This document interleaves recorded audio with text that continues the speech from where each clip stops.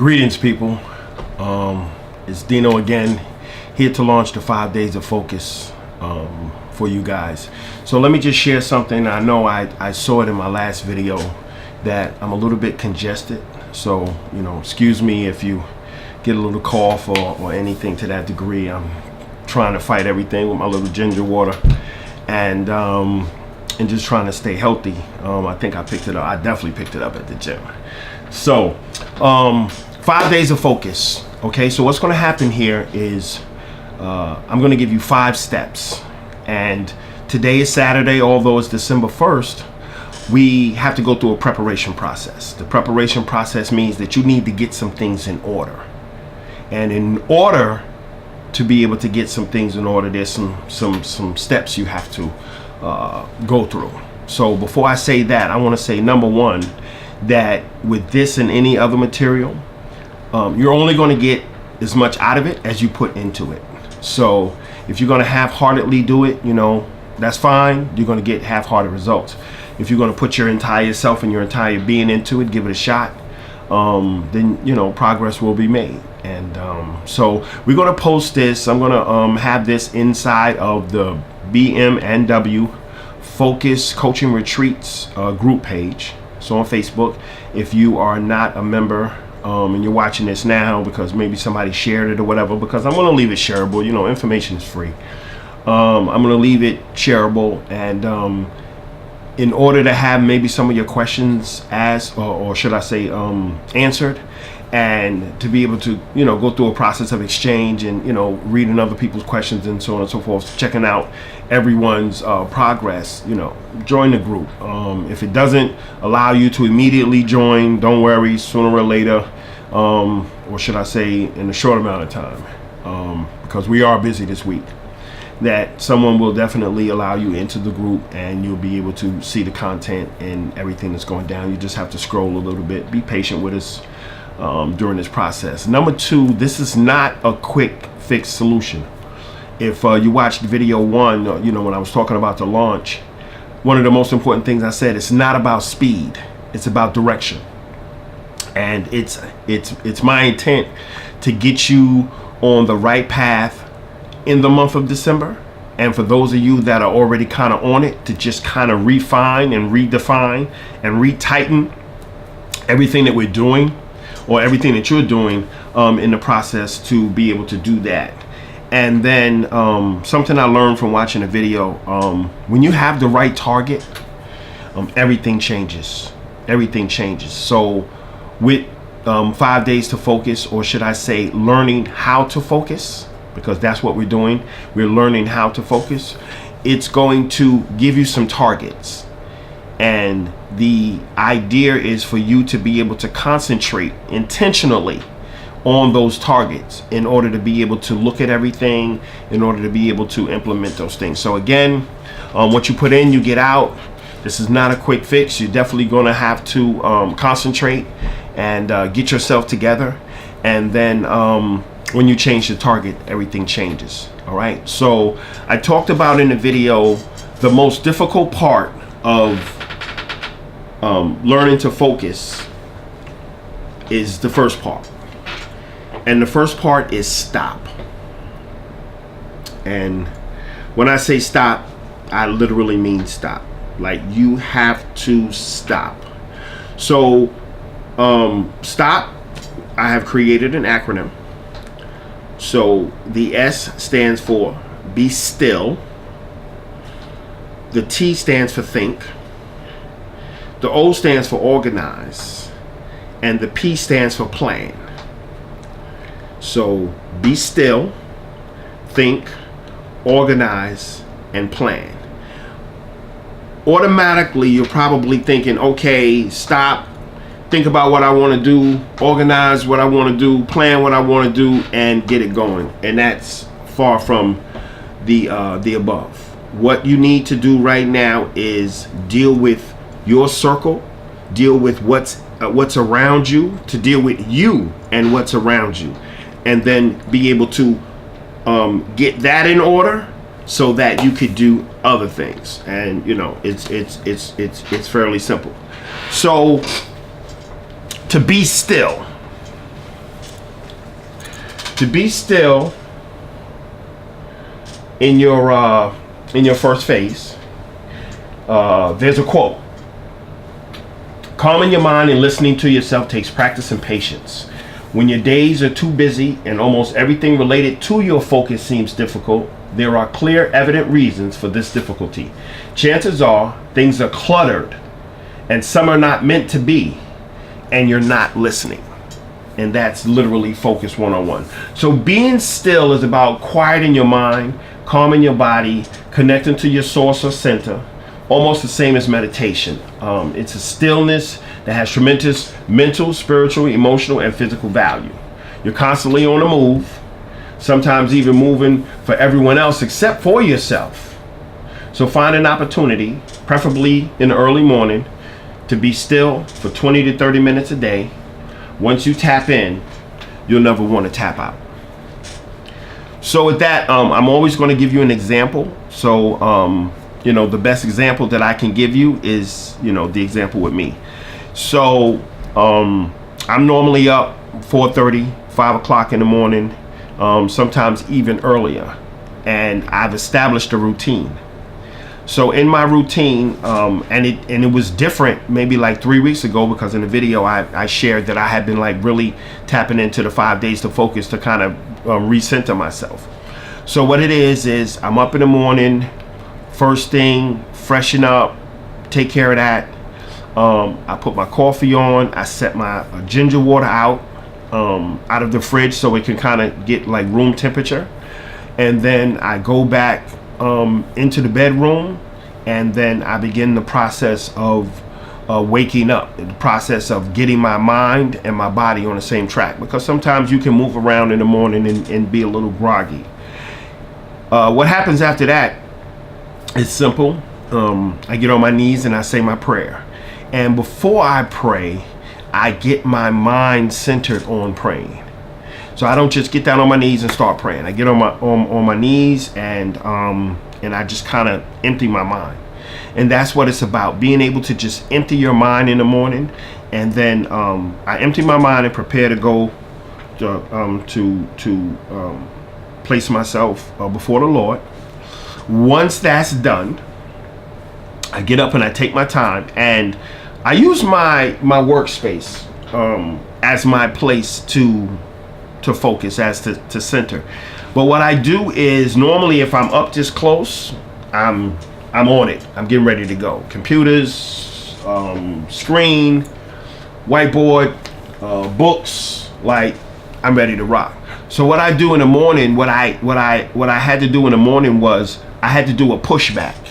And the pushback is I keep the lights down low, I push back from the desk, and then I'm able to just kind of sit quietly and get into myself, get into breathing. I want to hear me breathing. I want to stretch my neck a little bit. I just want to kind of soften my mind, clear my mind, because your mind will begin to start racing with the day, especially this being new. Your mind is definitely going to kick in. Some of us are going to have to wake up maybe a half an hour, 45 minutes earlier in order to be able to implement this. Some of us are going to have to go to bed a little earlier at night in order to be able to implement this. There's a lot of different things that are going to cause you to, you're going to have to respond to those things. And again, that's what happens when you are preparing to focus. You have to be able to make some adjustments in some other areas, because other than that, you're going to wake up fatigued. You're not going to be as effective as you could be. You're not going to be as analytical or as sharp as you could be. And some of you, constantly say, you're not a morning person. Become a morning person. You know what I mean? That's a skill, to be able to get up in the morning and get yourself centered and then be able to move, So if you're not a morning person and you're pretty much a late night person, that's a great skill to have. You're up all night, you're able to get things done. That's great. You need to learn to become a morning person as well. This way you can utilize either strength, depending on the situation. And one of the other things I want to say, right, when it comes to doing this, what's going to happen is you're gonna see that you're gonna put in an amount of effort. You're gonna put in an amount of intention, and in that process, there's going to be some self-talk that's going to kick in. And the self-talk is going to say, hey, you know, you could be doing better. And then you're going to rationalize that and say, okay, well, I'm just going to give it what I'm giving because of the time, and I got it. You know, you're going to justify that. When that self-talk kicks in and it's your self-talk, it happens automatic. That's what the brain does. And, you know, then you're going to have a conversation. You're going to justify it, or you're going to stop and do better. One of the things is going to happen. But when that self-talk happens, I'm requesting or suggesting that you just make a quick note of it. Self-talk, boom, happened today. You can actually journal about the conversation that you had in your mind, because it's going to give you some information later. Okay, so the first step is to be still. Find you a spot, create you a spot. I literally broke this office down a few weeks ago and rebuilt it back up just so I would be able to work better. And this has become my space. And if you notice, when I talked about it, when I talked about my morning, I mentioned that I'm in my bedroom. I'm in my bedroom and taking care of what happens in my bedroom. And then when I come to my office, I'm taking care of what happens, you know, in the office. So there's two separate areas. And in this area, I literally had to revamp this space in order to be able to do it. Some of you need to create a space. So whether it's a chair, whether it's you know, whatever it is, you know, your couch or whatever, you have a book stand, you have a light, you have a, you know, whatever. Find you a space where you could clear your mind, where you could breathe, where you could hear your breathing and be able to be still. The second one is to think. What are we thinking about? After you clear your mind, now you want to begin to think. You want to begin to evaluate, or should I say, set yourself up for a comparing type of thing. And the comparison basically is, you want to think about what's in your life. You want to think about you and what you want to do. You want to think about not really the what to do or getting to what you need to do. You just want to think about the thing itself. You don't want to think about the activities involved. You just want to think about the thing. You want to be able to just think about, for me, it's what I need to do at the retreat. You know, I'm thinking about the retreat itself. I'm thinking about the marketing itself. I know that there's some tasks that I need to do, but I'm also thinking about my family. I'm also thinking about the individuals that are very, very close around me. I'm thinking about, you know, some of my partners. I'm thinking about everyone that's around me. And then I'm thinking about how I want to be able to create, excuse me, this picture of everything around me, if that makes sense. It's almost like I think about the parts or the ingredients. Let me say that. I'm thinking about the ingredients, but I'm also thinking about the picture. And everything in the ingredients is not going to end up in the picture, because the picture that I have is going to be a little bit tighter. It's going to be a little bit neater. It's going to be a little bit closed off, because I need only the productive things to be in this new picture. So I'm going to pick some things from here and I'm going to drop them over here. I'm going to pick some things from here and I'm going to drop them over here. So you're thinking on two different perspectives, so to speak, about everything that's there and then that which you want to create. The next one is to organize. And now it's like I've picked everything from that exists. I moved some things into this picture that I want to create, and now I need to organize it. But you need to organize both sides. You need to organize both sides. Reason being, some of the things over here did not make it over here, and you need to finish those things up. So let's just say, for instance, my marketing didn't make it over into this section. Then I need to understand that my marketing is still a priority, and I need to put it in the management box.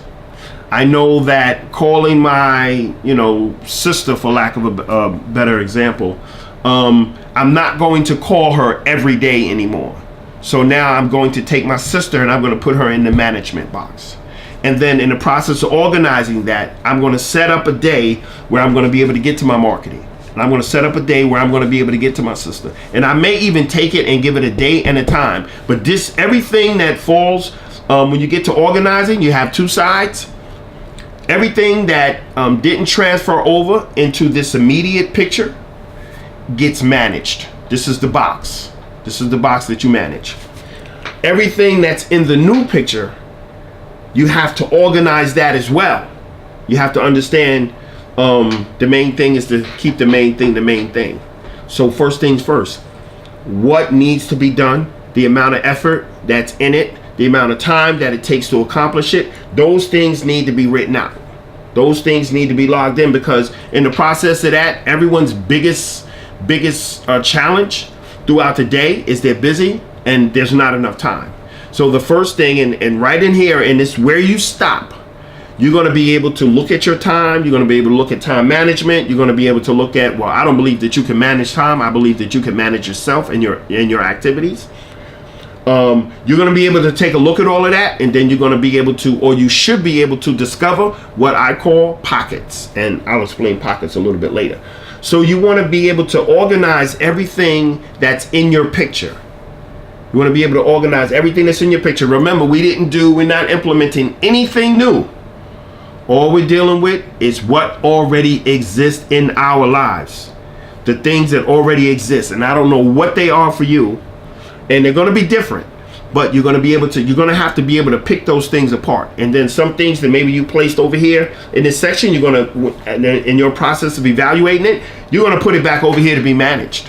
And then something that over here to be managed, you may say, you know what, this is a priority. Boom, I need to put this back over here in the new picture. So you want to be able to play with that, and that's organizing, that's writing that down on a piece of paper, that's being able to, again, if it isn't on paper, it doesn't exist. It gives you an opportunity to be able to look at it, to be able to move it around, and to be able to make it work for you, as opposed to trying to remember these things off the top of your head. It just really doesn't happen. And then the last step for day one, which is just a part of STOP, is planning. Now you want to be able to set up your plan. And your plan isn't, again, about implementing anything new. Your plan is how you're going to execute within this picture that you have. Within the picture that you have. Don't worry about the management box. The management box will take care of itself. We'll get to that a little bit later. But right now we need to understand what this picture is. We need to understand the ingredients that are building this picture. And if this picture is all right the way it is, if it doesn't need any more adjusting, then you want to start planning. You want to start evaluating, taking a look at everything that's in the picture. You want to see how much time it requires. You want to see if you have the skill in order to be able to do it. Sometimes we want to do things and we don't have the skill to be able to do it. So now that we need to look at resources, we need to check out everything. And I want to say this, for the working professional, when it comes to time, you're on the job for 8 hours. Let's just say, for instance, it takes you an hour to travel and an hour to get back. All right, that's an hour in travel. That's 2 hours, so that's a total of 10 hours already. Also takes you about an hour to be able to prepare yourself to be able to do it. So now you're looking at 11 hours out of your day from the door. Immediately, 11 hours are done. When I used to do a lot of presentations and trainings and so forth, one of the things that I charged people for was my preparation time. And getting dressed was a preparation time.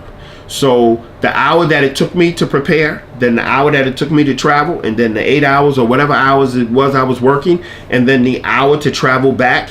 Now, here's the integral piece. If I was going somewhere else, as opposed to just coming home, I didn't charge. But if I was coming straight home, then I would charge for that hour as well. Simply because preparation, for those of you who are in, consultant-based business, you understand exactly what I'm talking about. But those hours are very, very valuable, especially when you drive, because you can't get a pocket out of that. If you're traveling on the train, that's a wonderful pocket. That means you have 2 hours in a day that you could do some reading, that you could do some studying, you could do some writing, you could do some planning, you could do some organizing. Those are 2 great pockets. You ride the bus, you can get on, you can open up a book, you can get focused in, and get some things done. But if you're driving, you have to be alert, no texting, whatever. You do, or you can be able to create that pocket. I know my man Kev does this all the time. He's listening to audio. He's listening to motivational stuff. He's listening to books. He's listening to different things. He's getting it inside of his mind. He's rolling it inside of his mind. So he's taking advantage of that time. So if that's something that you want to do, you can definitely do. So again, be still. You got to stop. You have to stop. There's so much going on that if you don't stop, those things will continue to run you and ruin you. So you have to stop. You got to put everything on hold, clear your mind. Then you need to think. You need to assess some stuff, evaluate some stuff. And then you need to organize. Some of that stuff got to go. Some of those people got to go. Some of those friends need to go. Some of that idle conversation that you're entertaining, it needs to go. You got to get rid of that. Think about everything that's around you and organize that bad boy. You know what I mean? You know how long it takes for you to cook a meal. You know how long it takes for you to do that. Open these things up.